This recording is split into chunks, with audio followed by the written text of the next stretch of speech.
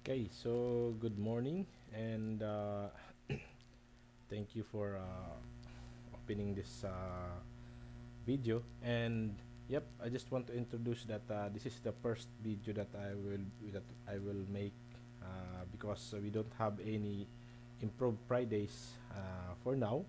And then I think this is the better way how to share or to share our learnings with our one to sorry role mo or development plan is using or creating a video like this.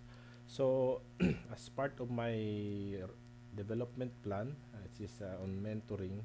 So I plan to read this book, 1 minute mentoring. So just to introduce, I think this book is a good book, simple, a simple story, direct to the point, and not boring to read.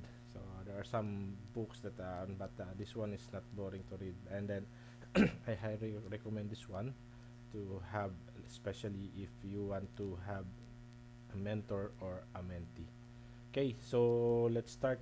So 1 minute mentoring is the author for this one is Ken Blanchard and Claire Diaz Ortiz. So the how to find and work with a mentor and why you'll benefit from being one. Okay, so what can we learn from this book? So first is how to find a mentoring partnership. Number two is how to work with mentoring partners to make the positive changes you want to see in your work and life. How to apply briefly 1 minute mentoring advice. How to tap into wisdom and skills of the people from all age group and backgrounds. So just want to share you the background of the content of this book. This book is about more on sales, but we can relate as part of our mentoring uh, purpose.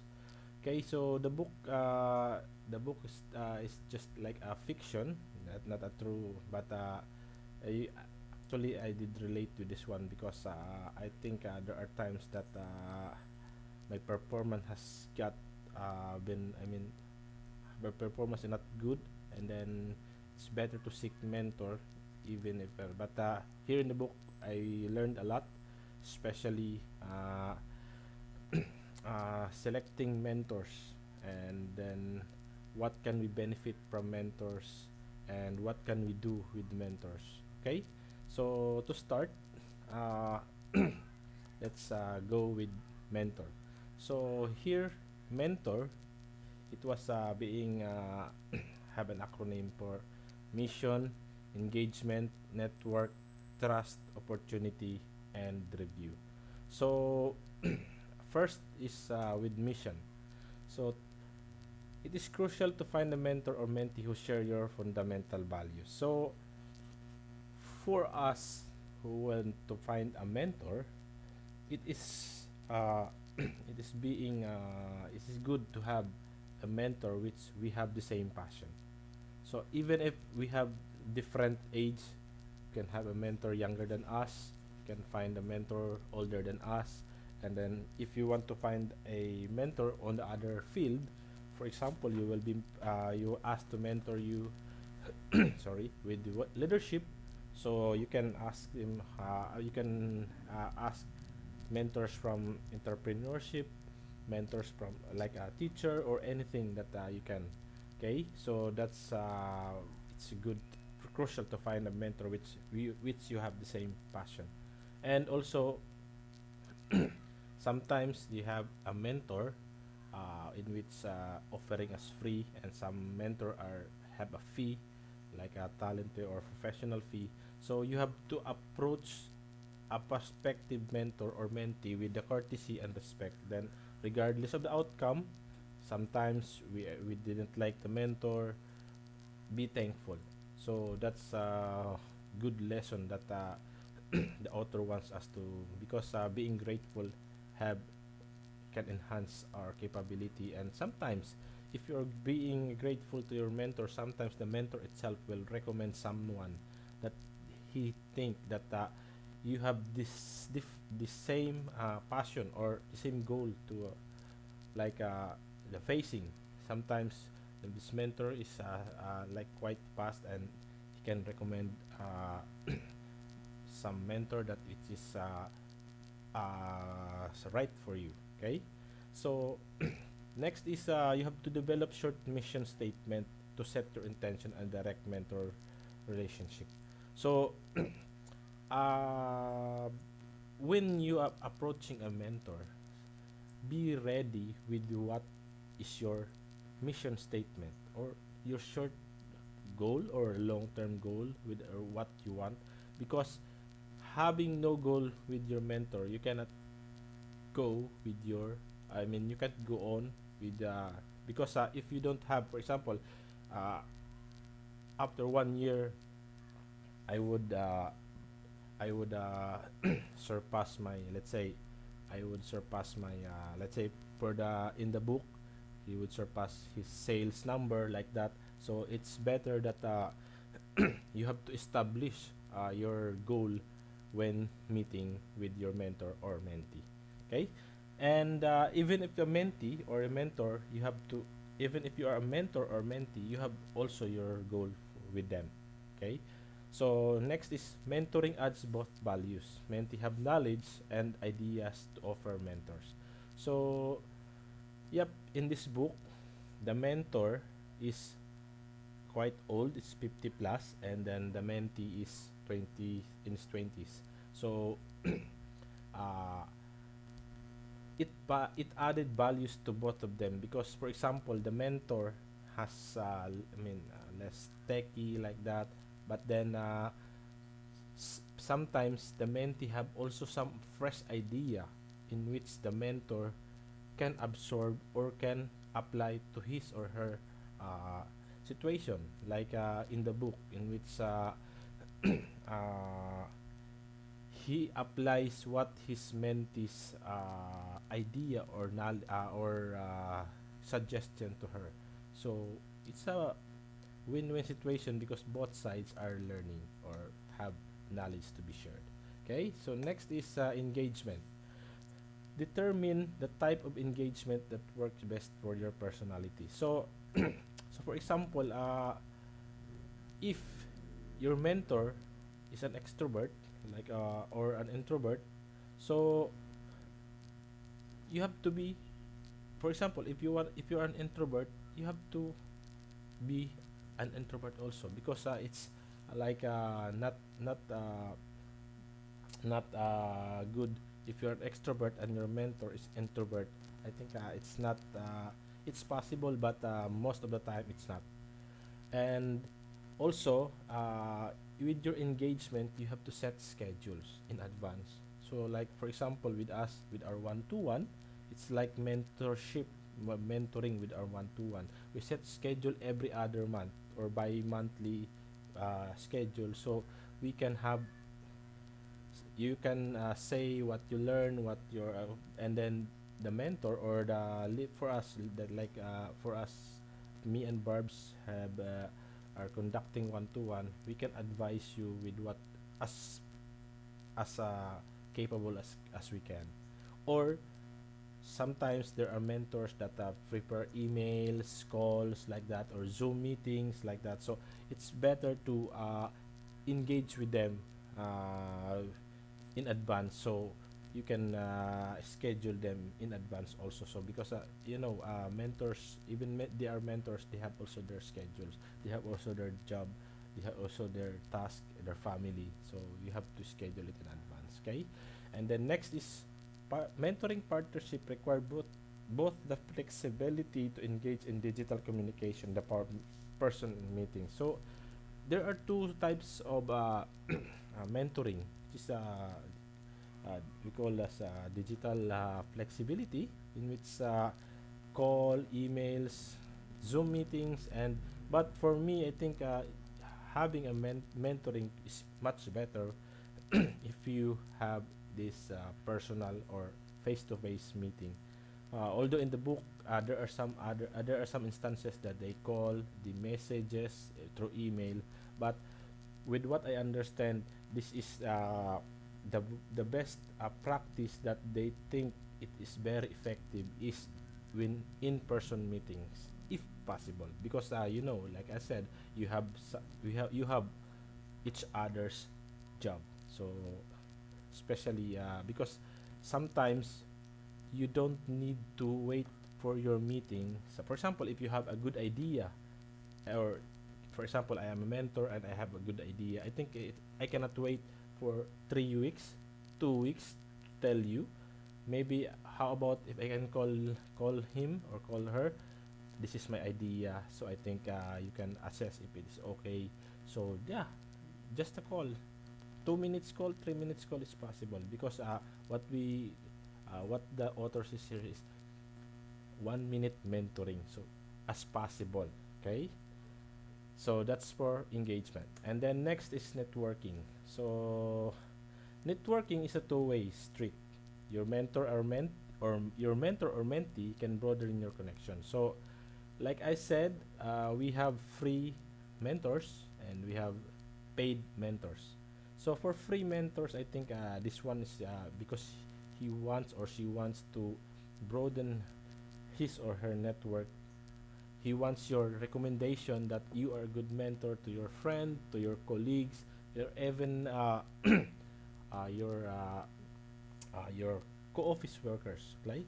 And then the paid workers, I think that's same also, because they are paid, so they want recommendations to much bigger or much more possible clients like that. So this is a two-way, and at the same time, you have also broaden your networks.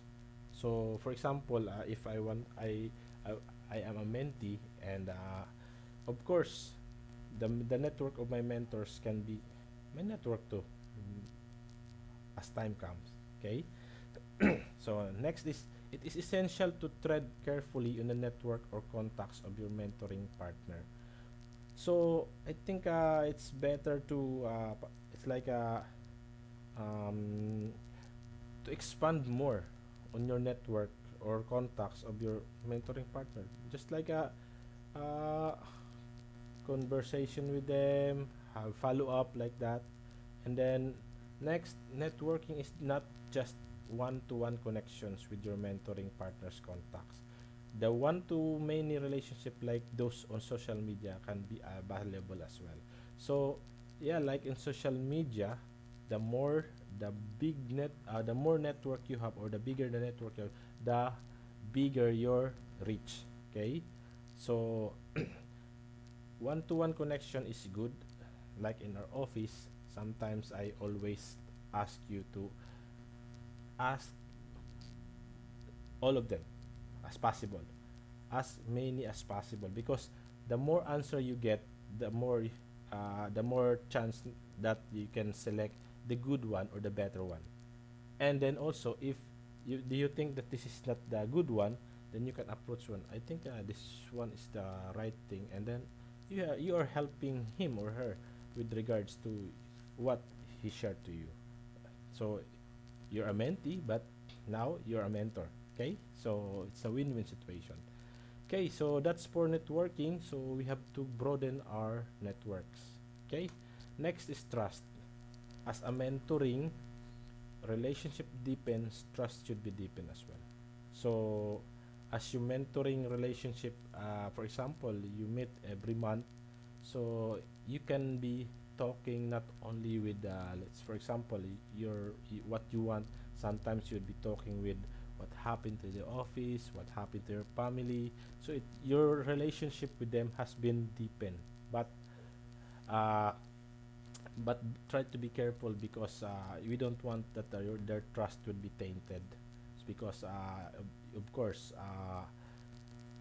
founding this or developing this trust is takes a lot of time, and then tainting it with just something can erase the trust that they given to you. Okay, so it's better to be clear and to be honest. Okay, next is address communication breakdown right away to keep them from eroding trust. So of course, if there are problems, Don't just for example, your mentor is saying like this one, and then you have to, instead of directly telling him, you just tell to the others, so it will erode the trust. So it's better to address communication right away to them. So if there's a problem, like what I said, if there are progress, just let them know. Okay, and then next is the honesty and clear communication with your mentoring partner can deepen the trust and take your relationship to the next level. So, like what I said, sometimes since you have been clear and honest, and sometimes you're sharing your family, your work, what you feel, with what you achieve. So sometimes the relationship can be to the next level. It's not like a mentor-mentor relationship, but sometimes it's like a family relationship that it's like a father to you, a mother to you, a sister to you. That's the trust. That's the what happen if you trust each other with, and you're doing, or you're telling them with honesty and clarity. Okay, so that's for trust. Okay, so next is opportunity. So things to remember, a mentoring partnership is a two-way street. Both partners have opportunity to bring to the table. So in this book, it's it's a good example because the mentor is telling his or her, sorry, her network about his mentee, because the mentee is good.